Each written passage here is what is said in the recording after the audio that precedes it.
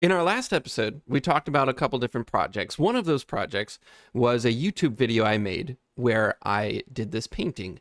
And in the video, and in the process of making this painting, I did a lot of what may have seemed like a lot of extra work. I took the painting to a state park. I painted from a real tree. I actually went back there multiple times. I did a bunch of different sketches and then painted from those sketches. I did a lot of work for that painting. And so we got this question, and this is what he's asking about. He says, "My question is for Daniel. You've put a lot of work into this painting, traveled to the forest several times, made a skull scene, which was this little model that I made, and several sketches, etc. What is your actual motivation for doing this? Is it the love of painting itself, or something more like a possible career path as an individual artist? And also, how do you not get discouraged by AI progress in image generation, like Midjourney, etc., that can pretty much create a masterpiece using prompt engineering and probably some basic sketching skills a lot faster? Can you see yourself making art using AI assistance, or does it ruin the whole point of making the art?" So this is quite a big question, and we're going to try to talk through it in a few different sections, I think. And I'm a little nervous about answering this because, well, the beginning is sort of just, individual question to me specifically. But the second part about, are you discouraged by AI progress?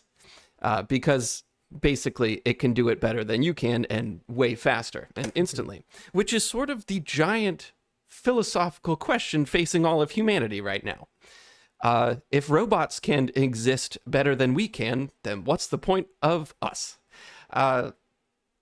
So I think this could get interesting, but I'll start out by, or is there anything you want to add to that? Well, since I want to participate in the conversation, I'm not really I can't answer the same question exactly. So I'm gonna take it in one step higher level, which is really just what is the point of doing the thing that you care about? Right. I mean, that's kind of what it boils down to, right?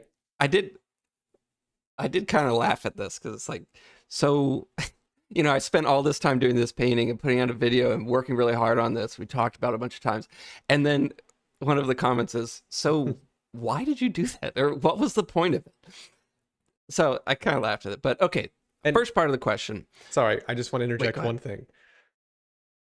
I think is anytime this question is asked, you you can answer it to some level and you say, well, because it makes me happy or something. And then the next question is, okay, well, why is that so important? Or what does that even mean? Or why don't you just go live on a farm? And you kind of like keep kicking the question up. And eventually it's like the sun is going to consume the earth. The universe will die. Right. It's heat death. What is the point of even humanity? Period. And the answer is, we're not going to answer that. I don't know. But like, we have to pick some kind of stopping point and say, this is the reason and this is good enough. And we're not going to try and continue to break that down until it just all evaporates. I just want to Yes. orient us that way going into it.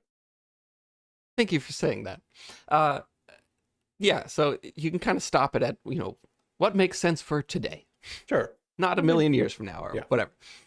Okay, so first part of the question. You put a lot of work into this painting, traveled to the forest many times, blah, blah, blah. What is your actual motivation for doing this? Is it the love of painting itself, or something more like a possible career path as an individual artist? I would say definitely it's the love of painting. I love painting. Yeah, there's frustrating parts in it, but it's a lot of fun. The whole reason that I do this is because I like it. I've been into pretty much two things my entire life, or since I was 10, and that's music and art. And I just like those things. So yeah, it's the love of painting. But as far as a possible career path, yes. So yes to both of those. It's because of the love of painting, and also I do like the idea of doing this full time at some point in the future.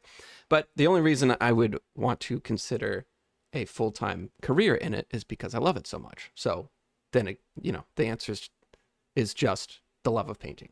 So that is the answer to that. But I think it's humans have been painting stuff for at least 45,000 years. That's the earliest known cave painting. So it's a thing that we do, whether or not robots can do it or not. It's just a thing that we've done for a long time. So yeah, just throwing that out there. But for this video specifically, there's a lot of what seems like extra work for something that I didn't need to go back to the state park to paint directly from a tree. I didn't need to do a bunch of studies. I could have just Google image searched a bunch of stuff and painted directly from those. But for this painting specifically, I wanted to push myself to see if I could do a better job than the state of the painting was in. So it was for my own skill building. I just wanted to challenge myself. Mm-hmm. Two, I wanted to try out some new stuff that I'd never done before and experiment a bit. And I got that out of this painting for sure. And then also, I just wanted to make a fun video. And so the video itself kind of put a little pressure on me to do some things I haven't done before. And yeah, so there was a couple different reasons why I went the extra mile for this painting. I don't do that for every painting. I mean, I kind of want to, but you're not always able to do that amount of work and go on multiple trips to the state park in order to finish painting. So I guess that answers that. Okay, on to the next section. And this is where it should probably get pretty interesting. How do you not get discouraged by AI progress in image generation, like Midjourney, that can pretty much create a masterpiece using prompt engineering and probably some basic sketching skills a lot faster? The short answer is, I do get discouraged a lot by that. It's a little intimidating to see a computer spit out, fully rendered, perfectly painted paintings, and spit out hundreds of them in the time it takes me to even think about what should I paint next. So yeah, I do get discouraged. I'll pause there. You got anything to add so far?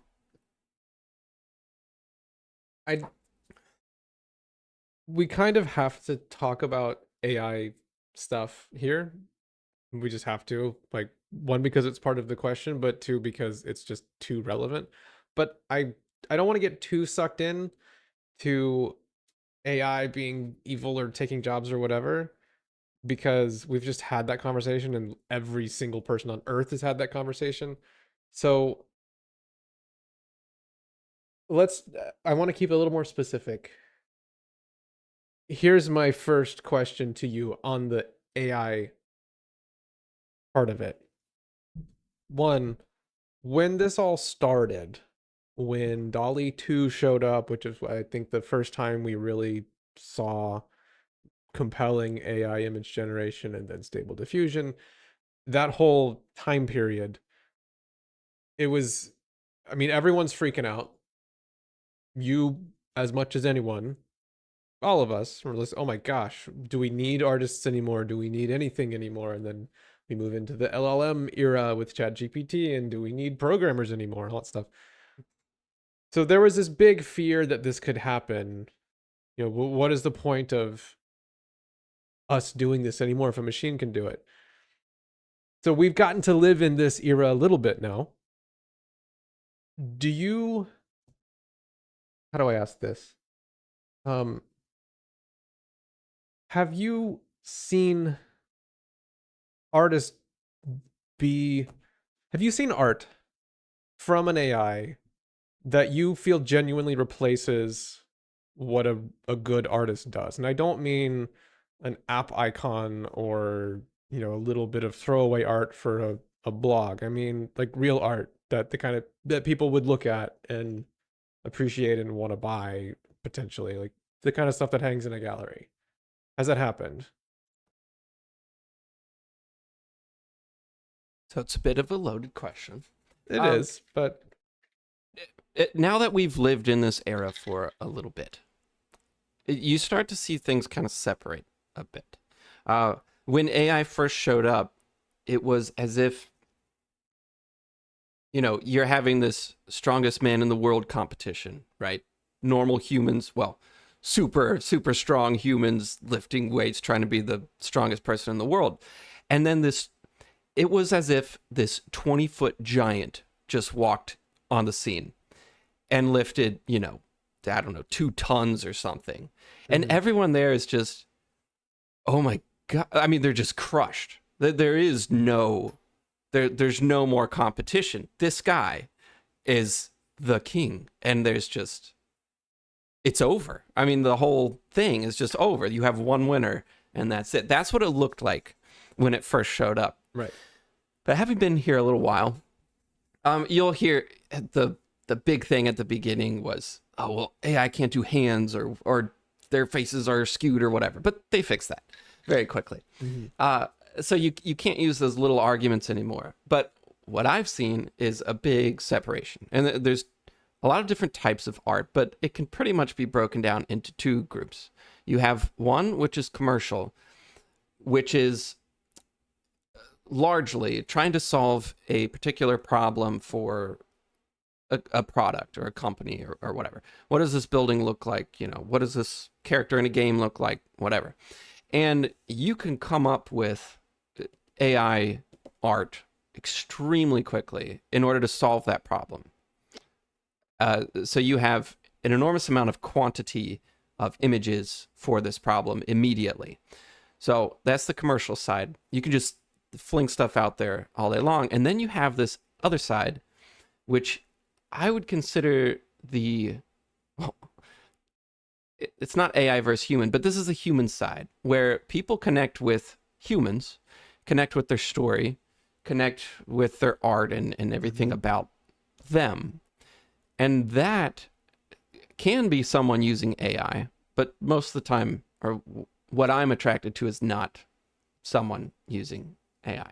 So you have the commercial side, which is, for companies, businesses, and then you have the other side, which is sort of the personal art, which is more about connecting with the person or the artist or the art.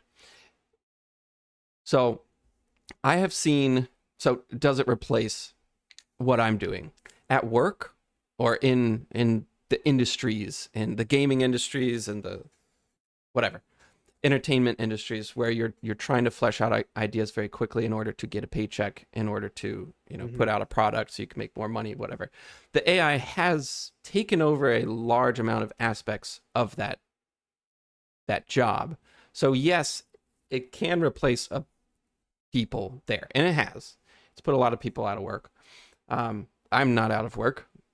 In fact, I don't really use AI hardly at all at work. I don't really need to, but I am confronted with it a lot. I can't get into details, but basically it shows up a lot. But me personally, there are some people that use it. I don't, because I've developed a lot of different ways where I don't need to use the AI, and I don't really want to. But it's there if you want to do that. But even that's a good thing to consider. You work with people who do use AI as this assistive tool, and you largely don't use it, and you're still working there. I mean, you're not so far behind that you just can't keep up with anyone else, even without using AI, it sounds like. Yes. AI is, especially to the general public, when the general public looks at AI images, they think, oh my God, this is even more incredible than most of the artists that I see. It's so flashy, it's so polished, and it's just so impressive. I mean, it is very impressive to see. And there are, well, never mind. If that was the end goal, then AI wins. I mean, in terms of impressiveness, the amount of detail, the whatever. AI can do that extremely quickly, but when you really start to get into it, and I'm not talking about hands or faces, AI can do that. They can do pretty much everything in terms of a visual sense. But what it doesn't do is think through stories.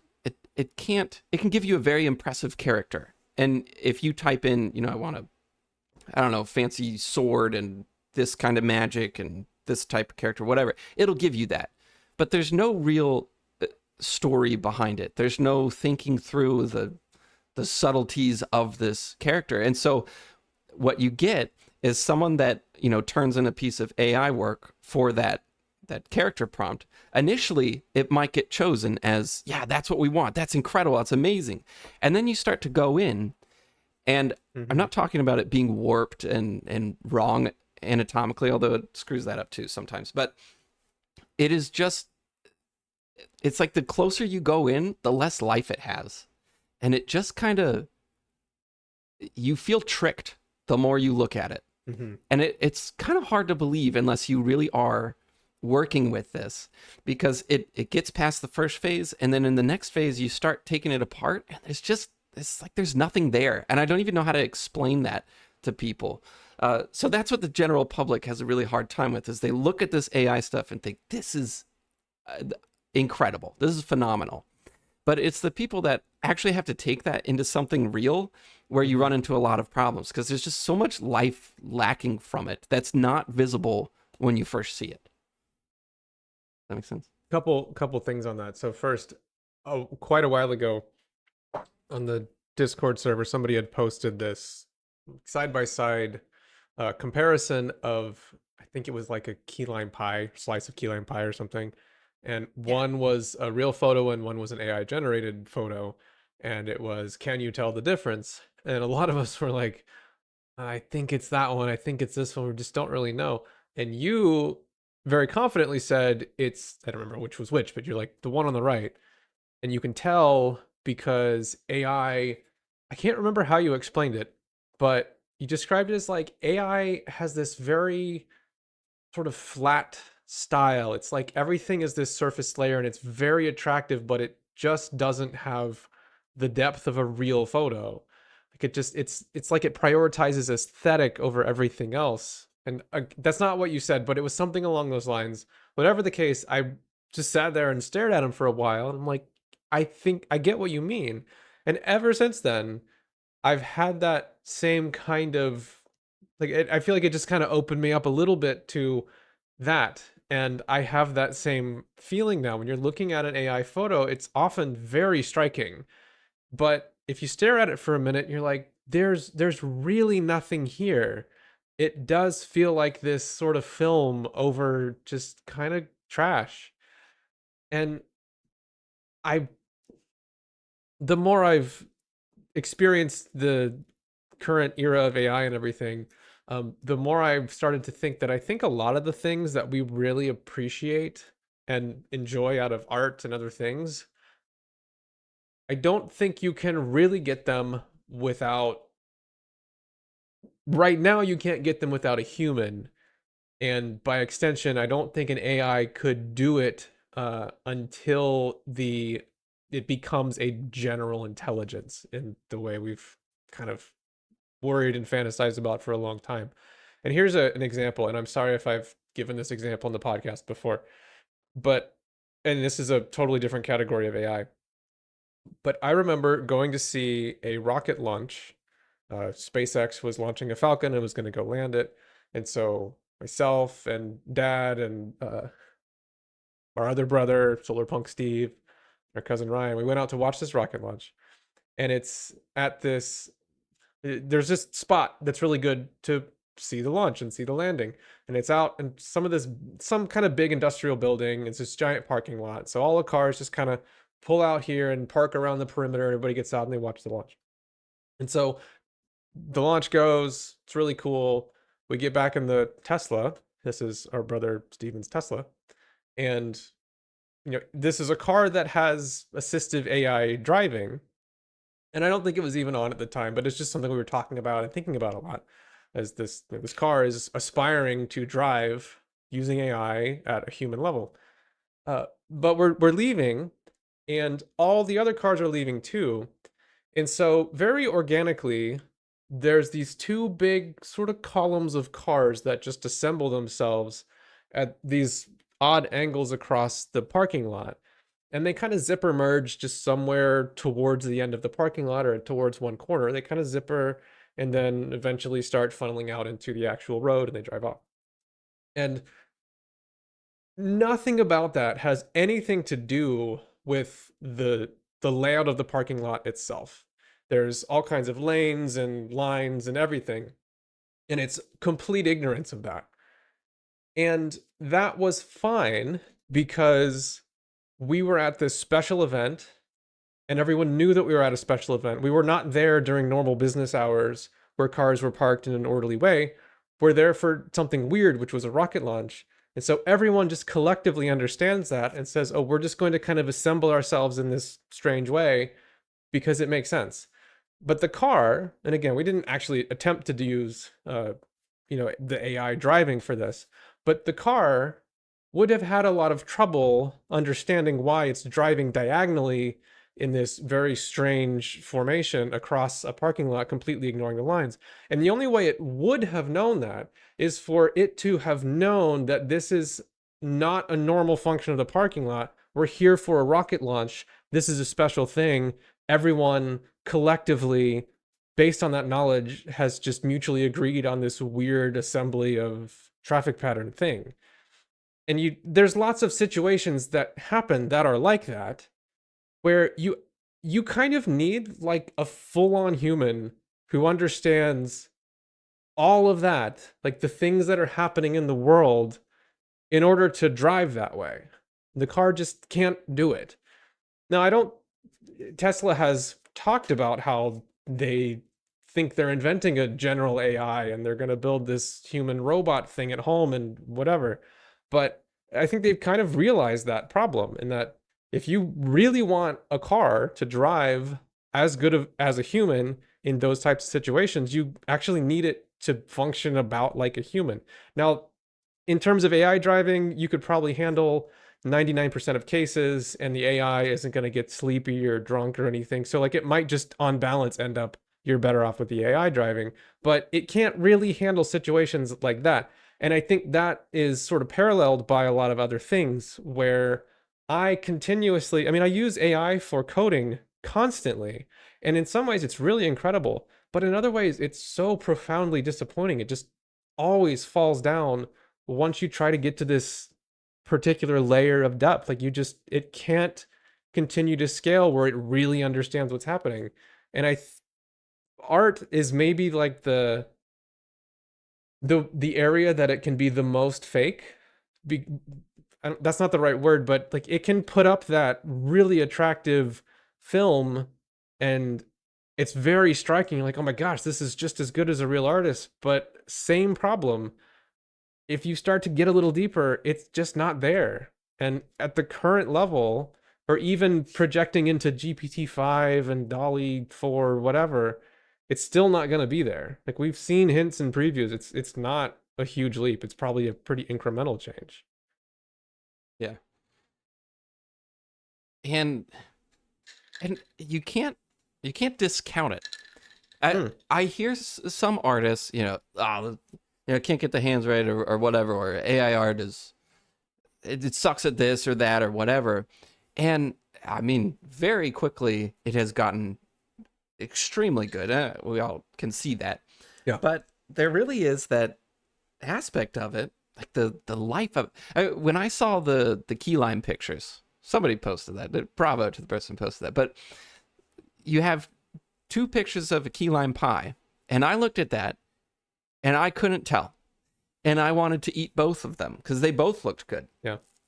And the question was, which one is AI? So I, cleared my desk. I sat down and I stared because I needed to be sure, because I'm the artist that's supposed to be able to tell these things. I really looked at them. And only then did it start to become a bit more clear which one was which. And once you sort of get in there, then it starts becoming clear. But man, at first glance, there's nothing. I mean, you perceive it as this delicious key lime pie. And that is the case with all of that. Not all the AI art, but a lot of it, where you look at it and you think, oh my God, this is incredible. It's not until you really get in there or that it matters that, until you start to notice what's wrong with it. But yeah, I have a handful of AI generated desktop wallpapers. I, just have my wallpaper on this sort of random cycle, and it, flips through different things. And some of them are made by digital artists, and there's a couple that are made by AI. And mostly for me, it's I want things with a very specific sort of color palette, because all my terminal colors and the whole theme of the desktop is generated off of the photo. So in some sense, like I really need a very particular aesthetic so that my desktop all works together. Anyway, so I've picked out some of these just AI generated photos that float around, and I'm like, oh, this is great. Like, it has exactly the right contrast of colors. It works really well. And I don't think too much about it. It looks like a really cool image, so I put it in the desktop. But since it's my desktop wallpaper, or at least part of the time, I stare at it a lot. And at first, you're like, man, this is really cool. It's just this sort of sci-fi scene with these people like walking through the forest, these sort of cyborg helmets, and this War of the Worlds type alien thing landed in the road. And you're like, man, this is like a really cool picture. But after staring at it for a while, you start to think, why is that person sort of pointed off into the bushes, and why is the thing sort of slanted in a way that doesn't make sense? There's just Hmm. so much stuff that starts to come out as you see it more, or eventually it's sort of a disappointing image in a way. You can just tell that it just doesn't really make sense. The aesthetic is there and it's cool, but it it's like the I almost have this kind of personal thought where when I listen to music, if I like it right away, I'm probably not going to like it a few months from now. And that's not always true, but it's often true. Where if there's music that I hear that like might be intriguing, but I'm not in love with it right away. Sometimes that will be the kind of thing where I listen to it 10 times or 20 times, and then it really starts to open up for me. And that's the kind of thing that I will listen to for years potentially. I Hmm. noticed that in music, and I think that there's a parallel there in art where that immediate striking, oh, I love this, sometimes means it's a little bit shallow. Yes, exactly. Okay, so a few of the other things that I've noticed, because he asks, how do you keep from getting discouraged about Hmm. AI art? Those are many of the ways that it's so fast and it's gorgeous and incredible at first glance. Yeah. And a lot of clients or people will choose the AI art over yours because it takes you a day to do a nice sketch, Hmm. and somebody else using the AI can do 200 finished, flashy paintings. Weirdly, at the end of the project, they usually go back to the artist that did the sketch and say, hey, can you fix everything that we screwed up? Because we Hmm. made a mistake. I've seen that happen quite a few times. But okay, so that's one thing. But another like artist specific thing right now is that AI art has flooded, completely saturated the entire internet. So, in terms of getting discouraged, that's definitely one thing. You see a lot more comments nowadays about why do you do this? AI art's faster, or there's just so many arguments happening about this, and people can't really tell what's real, and so they'll look at an oil painting that took a year and a piece of AI art AI art. I hope we come up with a better name for that. Hmm. They look at an oil painting that's took a year to do, and then they look at a piece that was done by a computer in 5 minutes, and they can't tell the difference. In fact, the computer one looks more impressive. And so there's this loss of appreciation for the art itself simply because you can't tell anymore. So you just sort of get numb to Hmm. the idea of art being created by a person. So you see all of these images, and your brain just kind of it loses all of the hype or the impressiveness of that. So AI art has saturated the entire planet with this stuff, and it changes the way people Hmm. view artists. Where they used to be held kind of high, now they're like, we don't really need you guys anymore. Or what are you doing? We don't really understand anymore. So there's just sort of this weird confusion going on. And that's one aspect that can be and is currently right now very discouraging for a lot of artists. Uh, I've kind of given up on that whole thing. I don't read articles on this stuff anymore. I don't get into the comment weeds. I don't. I Yeah. honestly just don't care anymore. I've thought it really discouraged me at the beginning, and now I've just decided I like doing this stuff. You guys go fight over there. I don't care. Have fun. Yeah. And I'll just make my paintings and go back to the state park 3 times to finish painting. I don't care. That's what's fun to me. And it's seems to be working out in a way. Um, Yeah. yeah. I mean, it just this question is an example of that. I mean, someone asking, wait, why the hell did you just do that? Just use the computer. It's faster. But And so you get, yeah, to, that's one person, which was a wonderful question. But you also realize that there's a lot of people watching this who didn't say anything that are thinking the same thing. well, So it's but just this kind of confusion. yes, but also I don't think that's really the tone of the question. I don't think it was, you're an idiot, just use a computer. It's more No, no, like, how do you stay motivated in the face of this? Because it is quite a scary thing. Couple things. First, when it comes to art, or most things really, we people assign value to something based on whatever they want. I mean, I can decide that I love your painting and I would pay you $20,000 for it, or I hate your painting and I offended that you showed it to me. Like, it's totally a value judgment on me, and you can't science your way around how much I care about it. And there are some aspects of people sometimes care about things for no reason other than it's unique or rare. Here's an example. There are skins in like CS:GO, or well, every game has skins now, right? But yeah, there are Counter-Strike skins, like a special golden knife, or I don't play Counter-Strike, so I don't know what I'm talking about, but just random things. And if you saw it, you would go, wow, that's sort of an ugly knife. That's sort of an ugly gun paint job. Or okay, maybe it's neat. But they sell for like $20,000 or something insane. And the reason, I mean, it is a digital asset. It is just Valve can move the slider from one of these to a billion of these, literally just where they decide to land the mouse pointer on that thing. And based on how many of these things are made in this totally artificial system, somebody's willing to pay tens of thousands of dollars for it because they care about it and they want it, because there's just not very many of them. So in the world of that, where we're all drowning in AI art, an oil painting made by a person, it doesn't have to be any more than that. Like, worst case, AI is every bit as good as people, and it's has the same depth and everything. Some people are just going to want the thing made by the person because it's rare, because it took a year. And in a way that's like a little bit depressing, but we have our own value system, and that's always going to be there. I think one example to look at, sort of a historic example at this point, is chess. I think chess has gone through the AI, they wouldn't really call it AI, it kind of wasn't, but chess went through this before everyone else.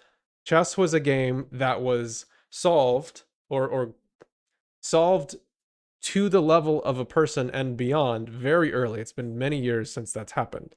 With Stockfish and all these chess engines and everything. Like, it's been quite a while since the chess engines exceeded the way a person could play, up to the point where it's dramatically better than a person could play. And chess has had to live under that ever since. And there was this concern of, is anybody going to watch chess players? Are we going to watch? Are we going to want to watch people just make mistakes and play? We can, all the commentators, they sit there and say, here's the move this person made. Here's the move they could have. This is what the engine said. This is the perfect move. They made a move that wasn't as good. Like, that's just what happens. And the answer turned out to be that it's fine. No one really cares. We don't want to watch AI chess tournaments. It's a super niche thing that no one really cares about. We want to see the people play. Same with the strongman competition. Like, we invented forklifts. We have machines that can lift more than people, but we still watch the people because we care about the human stories, and we just don't care about the machines. So I it's not fair to totally compare that to art or anything else, but I think that that is there and it's something to look at. Like, you know what? At the end of the day, nobody wants to buy a print of a piece of AI art and hang it above their couch. Just nobody So some wants people that. do, It's and kind they of are. trashy. Like it's That's already actually a pretty trashy, big even market with right now. fine, but I think that has more to do with that's a different value system. Like the type of person who wants a piece of art hanging over their couch is not going out and buying the AI prints. They're like NFT type of people. It's the sort of I think it's more along the lines of like crypto bro type of thing. I don't know. I'm probably Uh, stepping way Yeah, out yeah. with that, but by and large, most of us don't want that. Well, I am very glad you brought this up because I jotted down a bunch of notes about this as well. So, Cadaver is asking, why don't you use AI art? Because it's way faster. You could do tons of sketches, and Mhm. you could create a masterpiece instantly. And the time and care I want to put into my paintings, it's a different thing to me. I could right now create probably a technically better piece than what I painted. I could create a more flashy, more eye-catching piece than what I made, than what I spent like 6 months painting. I could do that. But I have a completely 100% unique piece of art hanging on my wall right now. I could sell someday. It is entirely unique. There's nothing on the planet just like it because I painted it. And I think that's pretty cool. And it's a totally different mindset than the spit out super flashy or impressive pieces. It's a different thing. Mhm. And you're talking about what humans value. And I love that you brought that up because when it comes to art and music and anything like that, there is this additional or sort of undercurrent of value that we place on things that is not often considered by even the artists or the musicians themselves, which is the and it's not just the connection to the human, but it's something that we don't totally understand. But when I posted this piece of art, the one I did for the video, I didn't get much reaction to it. Some people were, "Oh, this is cool," or "This is whatever." Once I posted the video, I started getting a lot more comments about how much they loved the painting. Mhm. And I experienced that exact same thing with the first video I did. It's yeah, the painting's cool, and then they watch the video and they think, "Oh, this is a really cool painting. I really like it now." Or there's something that Yeah. they understand more about it, or there's somehow more connected to it. I'm not saying it has that effect on everyone that watches it, but there's this other thing that plays into the value of the art that you then see it as being valued more. And okay, another example is Frazetta, Frank Frazetta. He's sort of this all-star from the fantasy art world. Any artist that gets into fantasy art, one of their favorites is always Frank Frazetta. And he's got sort of this magical sounding name. And he was super big in the 70s and 80s and everything. Mm. And so one of the most used mid-journey artists or AI art artists that people would use to make cool art was Frazetta. And so you would see all this stuff pop up that looked like Frazetta paintings. And there was quite a few of them that have tricked me. I look at it and think, oh, that's a Frazetta piece I haven't seen before. Oh, wait, never mind.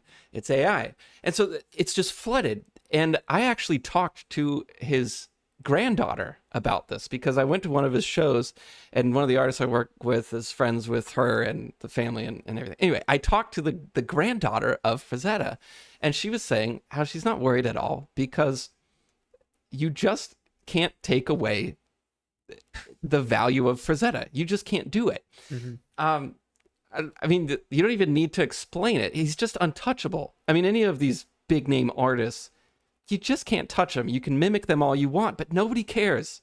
Nobody cares at all. They want the real thing. They want the genuine thing. So I started thinking about this. I started looking up artists and some of the paintings that have sold and how much that they've made. So one of the first ones is Dean Cornwell. I went to this Dean Cornwell gallery, sort of. It was in this big hotel in downtown Orlando. And I'm looking at this wall of Dean Cornwell's, and you start looking up how much they're worth online. And each one is about $500,000. Nice. So I'm looking at this wall of just millions of dollars for these paintings in this hotel that people just walk by. And it's those exact paintings, if they were prints, do you think they'd be worth $500,000? No, because they're not originals. If they were painted by a different artist that nobody knew, would they be worth that much? Right. No, nobody cares. Nobody. It goes far beyond just the value of the painting itself or the meaning of the painting or whatever. There's so much more to that, and that's something you do not get with AI art, at least much at all, unless you really like the person that does it. So, Frank Frazetta has sold a physical original painting. I think his highest selling one was $6 million. Just think about someone's willing to pay that much for this thing, and it's not because of the painting, even though it's incredible. It's because of the person attached to it. It's that connection, and that in terms of Frank Frazetta is worth $6 million. A Norman Rockwell painting sold for $46 million, which is a lot of money. But again, they're not buying it because of the painting; they're buying it because of the person. And then I looked up the highest priced piece of art ever sold, and it's by Da Vinci for $450 million. And what was that? I don't remember the name of the painting, but it wasn't the Mona Lisa. Nobody's selling that. Right.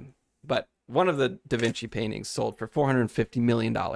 And if you just think about that for a second, I went to the Met a few weeks ago in New York, and there's all kinds of paintings there, just rooms filled with incredible paintings.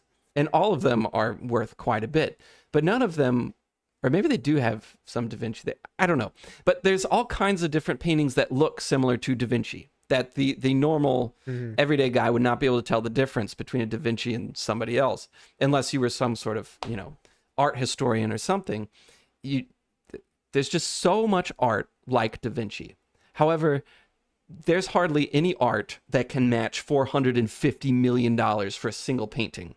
And that's because of the person, that weird undercurrent of value that humans place on something.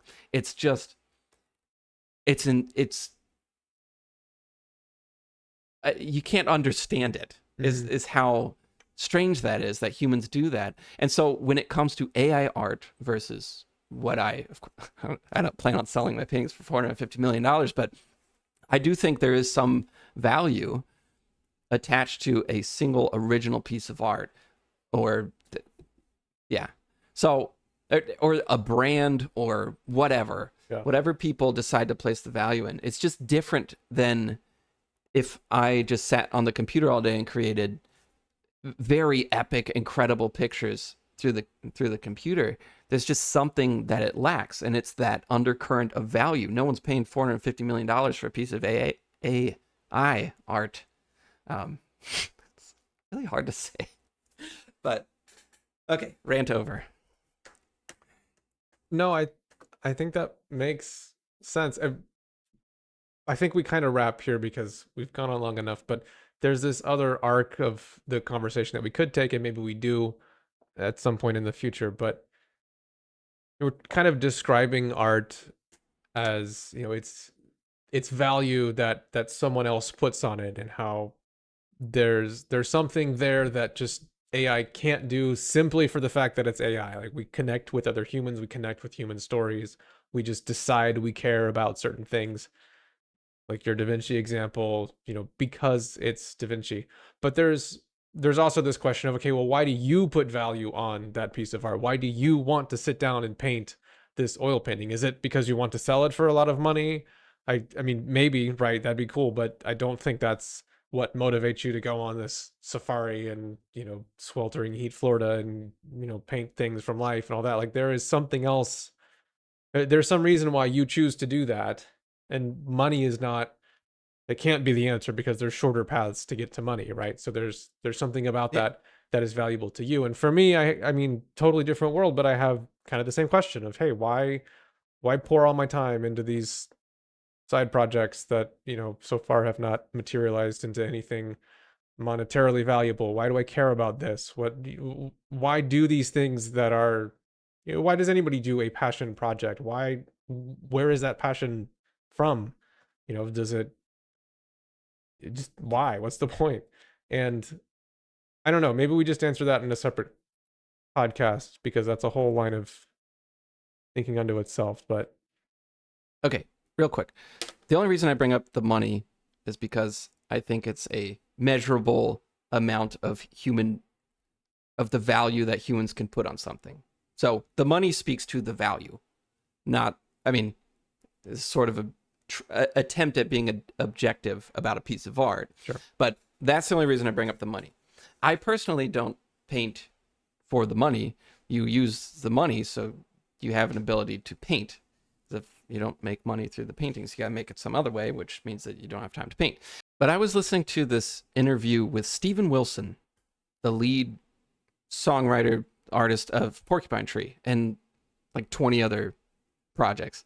He's this like genius composer that I've loved for a very long time. But he was saying, we don't need any more music. We could stop making music today and it would be fine. We don't need any more music, which is kind of surprising to hear. But he's right. We don't need any more art. We're done. We're good. I mean, unless you need it to solve a problem for a project, you're done. I mean, there's no need for art. There's no need for music. At your disposal, if you have Spotify or Apple Music or something, you open that up, you have, in terms of a single human lifetime, you have an infinite amount of music on that thing. You don't need anything else. In fact, rarely do people even search for new music to listen to. You don't need it. So why do we keep making it? Well, one, we really enjoy creating things because it's unique to us. That's being human. So I want to keep making art even if somebody else does it better.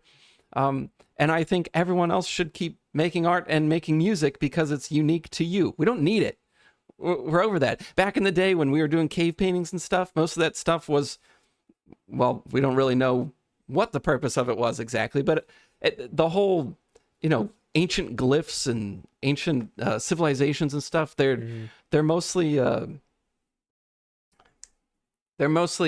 stories. You know, this happened and then this happened, and you have to write those things down so you don't forget, so you don't die next time. You know, I mean, it's very important that you get these things, you know, in stone or whatever, or you draw out what a pig looks like so you know how to, I don't know, catch one next time. So I don't know why they were painting those, but it was very important back then. But it also fulfilled this need, and we don't have the need for the art or the music anymore, but we have the need in us to make things because, I don't know, humans want to be unique. So yeah, there's no point, but I'm going to do it anyway, and I think you should too. All right. I like that. Let's end on that. Wait. There was one last sliver of the question. He says, can you see yourself making art using AI assistance, or does it ruin the whole point of making the art? And my answer would be maybe for work, but for me, no. I kind of hate it. So if I have to solve a problem or something at work and I was, you know, forced to use it, sure, whatever. I don't care.